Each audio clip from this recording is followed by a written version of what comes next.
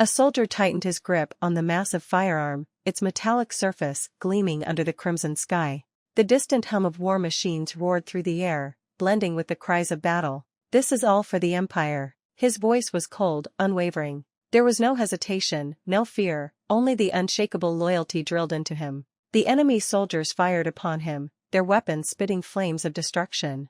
Yet, he stood firm, unflinching, and declared, to eliminate those who dare threaten the Emperor and the people of the Empire. A barrage of blazing projectiles streaked across the sky, and at the very front of the charge a lone figure stood. Clad in sleek black armor, its red visor pulsed with an eerie glow, an executioner forged for war. Even as the incoming fire rained down upon him, he remained still, his voice as steady as steel. "There is no other purpose for existence, but this." He lifted his gaze, watching the incoming storm of bullets. With a chilling finality, he whispered, "The Imperial Guard." The air crackled with the heat of war as he pulled the trigger. His bullets cut through the air with deadly precision, piercing the enemy's incoming fire before striking their marks, direct headshots. Each kill was flawless, like an eagle striking its prey. As the battlefield drowned in fire and smoke, the lone soldier in black armor stood amidst the carnage. His massive firearm still radiated with the heat of battle, and the crimson glow of his visor pulsed, cold, unreadable, merciless. Then, from the shadows, two hands emerged, clapping, a slow, deliberate applause. Inside the Imperial stronghold, he stood beneath the towering insignia of the Grand Order, his silhouette sharp against the blood-red light. The air around him was thick with unspoken purpose. The war was far from over. It was only the beginning. A history of endless war. The scene shifted, unraveling the past of this unending conflict. The Earth of future where humanity had flourished, built great civilizations, and created marvels beyond imagination. But no matter how far they advanced, war remained ingrained in their nature. Humanity, time and time again, has severed its own branches. Conflict had become second nature, an inevitable cycle that repeated across generations. From war, new empires would rise, and history would be rewritten. But this time it would not be rewritten by mankind. The sky burned with raging flames. Cities that once towered proudly crumbled into ruins. The world trembled beneath the weight of its final battle. And humanity kept repeating its greatest mistake. But this war, the one that ended Earth, was not their own. In the end, life on Earth perished. An invasion had descended, a force beyond human comprehension, sweeping through the planet in an unrelenting purge. An unknown alien species had come, and humanity had no place left to call home. Yet, despite Earth's obliteration, humanity refused to die. The downfall of Earth was not the end, but merely a trial. A fleet of colossal ships, carrying the remnants of mankind, drifted into the abyss of space, searching for a new world, a second chance. And then, salvation appeared. A planet, eerily similar to Earth. A new beginning. Humanity named it Novice, the new home. They broadcasted its coordinates across the vastness of space, calling out to the scattered remnants of their kind. One by one, the lost and wandering began to return, converging upon Novice to rebuild what was lost. A new empire was rising. And history, once again, was waiting to be rewritten. As humanity settled on Novice, three dominant factions emerged, each vying for power and control. The Bellotto Federation, a coalition where countless alien species coexisted with Earthlings, bound together by survival and ambition. The Accretian Empire, an unstoppable war machine, forged through technology and discipline, wielding an army of soldiers with mechanized physiques. The Holy Corite Alliance, a religious order of priests, wielding force energy and unmatched mental fortitude. Yet, even on Novice, resources were finite. Survival demanded control, and control could only be seized through force. Once again, history repeated itself. Humanity prepared for war, this time, a battle to monopolize the resources of their new home. A shadow emerged from the abyss, a harbinger of impending war. Clad in battle-worn black armor, its crimson visor glowed like the eyes of a relentless predator. The Imperial Guard had been awakened, and the war for humanity's future had begun. Accretian Empire, Machination Lab. The air inside the Accretian Machination Lab was thick with tension, a place where warriors were forged for the future of battle. Steel walls resonated with the hum of machinery, and the scent of burning metal filled the air. A man stood at the center, his posture rigid, his presence commanding. His military beret sat firmly on his head, and his cold, calculating gaze locked onto the young recruit standing before him. "You're next." His voice carried both skepticism and expectation, his sharp eyes scrutinizing the boy in front of him. "You've got bad luck. You'll be subjected to a lot of comparisons. The recruit did not waver. His name flickered on the display screen beside him, Accretian Imperial Guard trainee, Luka. The officer's name followed immediately after, Accretian Imperial Guard Commander,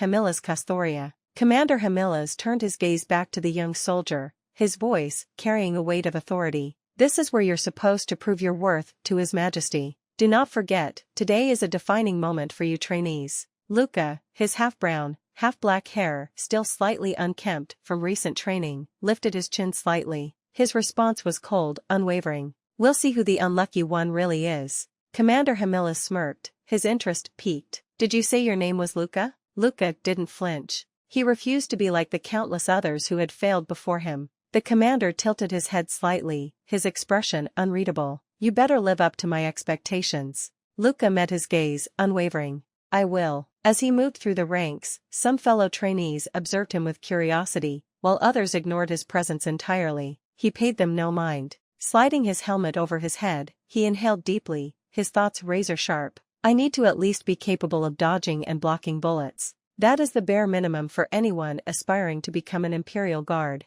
The visor sealed into place, immersing him in the familiar interface of combat simulations. I have endured every training scenario, every simulation set in the most extreme conditions. I am not just a soldier in training, I am an Imperial Guard in the making, and I will surpass them all. Luka's opponents stood before him, 5 men armed with firearms, their eyes burning with murderous intent. Their identities flickered on the display, the opponents, 5 death row inmates equipped with cheap cybernetic enhancements. Luka remained calm, his expression unreadable beneath his helmet. His fingers tightened around the hilt of his sword. That should. Before he could fully draw his blade, the inmates raised their weapons, ready to fire. Luka dashed toward them in an instant, his movements a blur. His thoughts remained focused. It will only take me 10 seconds. The first opponent, gripping a pistol, attempted to pull the trigger. He never got the chance. A clean, precise slash severed his head from his body. As his head spun through the air, his expression was frozen in shock, his mind unable to process what had just happened.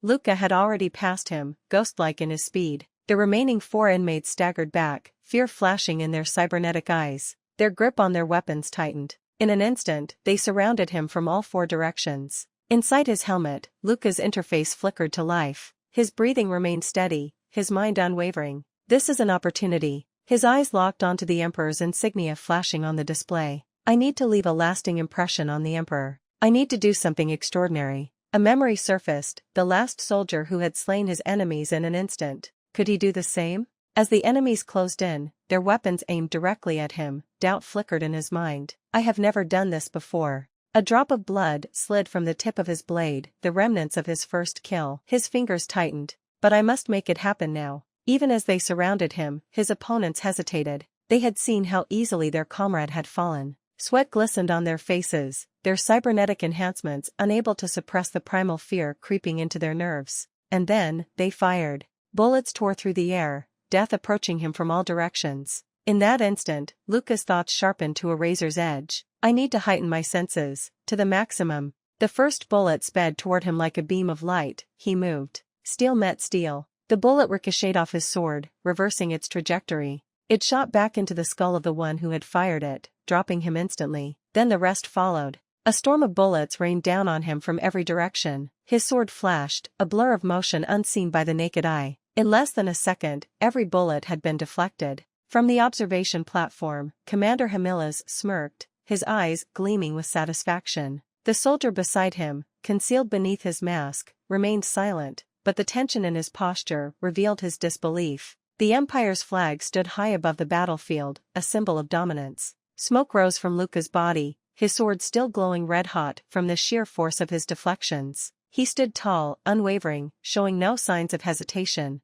Then, as he slowly lowered his sword behind him, his opponents collapsed to the ground, their bodies hitting the floor in unison, the impact echoing through the chamber. Outside his helmet, Luka's posture was strong, his presence undeniable, but inside, sweat poured down his face. Blood trickled from his nose. His body screamed in exhaustion. His thoughts surged with triumph. I did it. I surpassed my limits. His fist clenched, his resolve stronger than ever. That should raise my value. Luka emerged from the training ground, his helmet held in one hand while the other wiped the blood from his nose. His breath was steady, but his body still bore the strain of the battle. Waiting for him just ahead was Commander Hamilla's, arms crossed, watching his approach with an expression of intrigue. As Luka neared, the commander spoke, his tone carrying a hint of surprise. I didn't think you would use ballistic trajectory control. That technique shouldn't even be in the curriculum yet. Luka exhaled, his face partially covered by his fist, and replied in an indifferent tone. I just copied the guy who went before me. Commander Hamilla smirked, his arms still folded across his chest. His mechanical eye gleamed a sharp red as he chuckled. That guy? He came from a prestigious household. He was trained in advanced combat techniques long before arriving here. His smirk widened. You, on the other hand, are just an orphan. A pause hung between them. Then, after a moment of thought, the commander spoke again. I like you. I'll give you a gift. Hearing those words, Luka instinctively turned toward him, his expression shifting from calm to uncertainty. A gift? Sweat began forming on his brow, a subconscious reaction to the commander's ambiguous words. Without answering, Commander Hamilla's reached toward him. His fingers moved with deliberate precision, prying open Luka's right eye. The surrounding trainees turned to watch. Some stood frozen in fear, others scowled in frustration. The atmosphere grew thick with unease. Then, crack. A sickening crunch echoed as the commander's iron grip crushed something in his hand. Blood splattered. Luka barely had time to register the pain before crimson liquid streamed down his face. His right eye, gone. The commander held its remains within his mechanical fingers, the remnants dripping onto the floor. Despite the agony, Luka did not scream. He stood firm, body shaking slightly from the sheer shock, yet his face betrayed only mild confusion. The commander grinned, his mechanical eye flashing as he examined Luka's reaction. You're not fazed at all. Looks like you did well in your pain tolerance training. His voice was filled with twisted amusement. I like you, Luka. Blood continued to seep from the gaping hole where Luka's eye had been, staining his uniform. Sweat mingled with it, rolling down his pale skin. Yet, through ragged breaths, he managed to reply, I'm glad. Then, still bleeding, Luka lifted his head toward the commander, his voice steady despite the agony. It's an eye I would have taken out eventually anyway. Nearby, the soldier who had gone before Luka in training stood beside the commander, staring in shock. Luka turned toward him for a brief moment before facing the commander once more. His next words carried no fear, only certainty. I would like to request an eye that can predict trajectories. The scene shifted to Luka's room. He sat on the edge of his bed, his posture stiff, his body bearing the marks of war. A black eye patch now covered his right eye, and his limbs, both arms and legs, were no longer flesh. They were cold, unyielding metal. Outside his door, a boy with golden hair stood, his presence light but deliberate. He waved with a casual ease, his smile radiating an almost unnatural warmth. I'm number 12, Ailey. Luka lifted his gaze, his remaining left eye locking onto the boy. Ailey continued, his tone friendly, almost playful. I wanted to talk to you, number 32, Luka. Luka stared at him, his expression unreadable. There was a slight flicker of confusion before Ailey rubbed the back of his neck, looking slightly apologetic. Sorry, was that too sudden? With one hand in his pocket and the other ruffling his golden hair, Ailey watched Luka, waiting for a response. A moment of silence passed before Luka's voice finally broke it, his tone quiet but firm. Come in. Ailey didn't hesitate. He stepped inside, settling onto the bed beside Luka. Smiling, he spoke with an easygoing charm. You were really good back there. I was impressed. Luka, already in the process of putting on his uniform, didn't bother looking at him. His movements were methodical, precise. Without turning, he responded coldly. You're in the wrong place if you wish to exchange praises, young master. Finally, Luka glanced at Ailey, his eye narrowing slightly. Ailey Karthika. Even without formal introductions, Luka could tell. The aura alone was enough to confirm it. He's from the famous noble household, Karthika. Ailey let out a small, amused sigh, almost as if he had expected Luka's reaction. Looks like it'll be really hard to become your friend. Luka turned his eye toward Ailey, watching as the noble's gaze drifted toward his own shoulder, seemingly lost in thought. Luka's mind churned, analyzing the situation. Logically speaking, there's no reason for me to be so aggressive toward someone from a noble family. He exhaled slowly, shifting slightly. Maybe it's envy, or maybe, I'm just tired. His body ached, not just from the wounds, but from everything that came with them. Then, breaking the silence, Ailey moved his hand toward Luka. A small blue object rested in his palm. Luka's eye narrowed as he observed it, confusion flickering across his face. Ailey, still smiling, gently pushed his hand closer. I came to give you this. It'll decrease your sensitivity, so you can rest better. Luka remained still, his gaze fixed on the object. A moment of hesitation. Then, without moving his posture, he muttered his response. I don't need it. Ailey smiled, his golden hair catching the dim light. You won't be able to train properly tomorrow if you don't get a good night's rest, he said, his voice carrying a casual concern. You should know by now, mental fortitude alone won't carry you through everything. Luka took the small blue pill from Ailey's hand, tossed it into his mouth, and began to chew. The bitter taste spread across his tongue, but he remained unfazed. As Ailey watched him, still smiling, Luka thought to himself, it's different from those cheap knockoffs made in the streets. Swallowing the remnants of the pill, Luka finally spoke. You were pretty good too, Ailey. I just copied you. Ailey chuckled, then pointed at his own mechanical blue eye. I have an eye built for combat. Calculating trajectory isn't difficult for me. His tone was light-hearted, but there was an unmistakable admiration in his words. Your actions, on the other hand, were much more impressive. You did it all on instinct. He extended his hand slightly toward Luka, his expression unreadable. It looks like the commander took notice of you, an irregular. I assume that's why he's gifting you a mechanical eye out of his own pocket. Luka's gaze flickered toward Ailey's outstretched hand before he replied, his voice steady. I just pushed myself as hard as I could throughout the training. But then, his expression darkened, his features tightening. His voice, though quiet, carried a weight that couldn't be ignored. Nobility is excellent, while the lower classes remain powerless.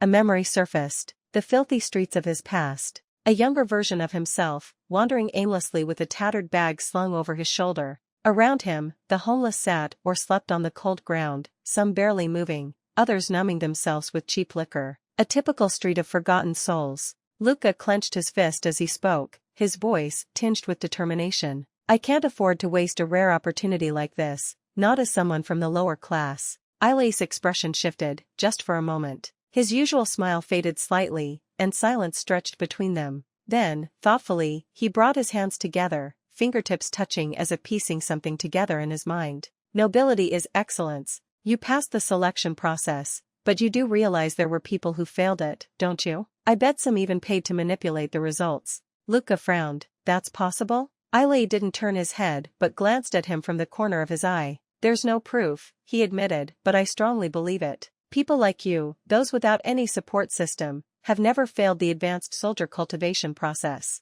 Because if you did, it would mean you weren't meant to be here. Luka took a step back, his thoughts racing. I never expected a noble to admit that not all nobles are excellent. His entire worldview wavered for a moment. He had always thought of the ruling class as untouchable, privileged beings who climbed to the top without effort. But here was Ailey, a noble himself, saying something completely different. What is he trying to tell me? Then, with the same unwavering smile, Ailey extended his hand again, this time not as a noble, but as an equal. Luka, I think people like you are the ones who should succeed. I'll be cheering you on. Luka remained silent, studying Ailey for a long moment.